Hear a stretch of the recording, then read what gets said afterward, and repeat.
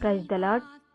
ఈరోజు దేవుని వాగ్దానము సామెతల గ్రంథము 3వ అధ్యాయము.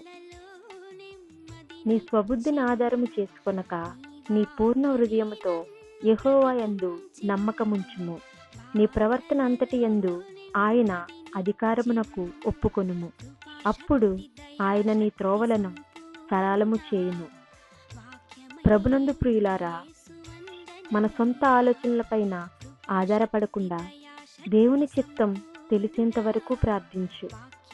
న్యాయవంతుడైన నీ తండ్రి నీవడిగితే నీకు సహాయం చేయడా? నీ ప్రవర్తన అంతటిలో ఆయనకు పూర్తి అధికారం ఇచ్చి చూడు. నీ పాపాన్ని విడవటానికి ఆయన సహాయం చేస్తాడు. నీ త్రోవలన్నింటిలోనూ ఆయన తోడుగా ఉండి నిన్ను నడిపిస్తాడు. ఈ చిన్న వాక్యం దేవుడు దీవించును గాక. ఆమేన్.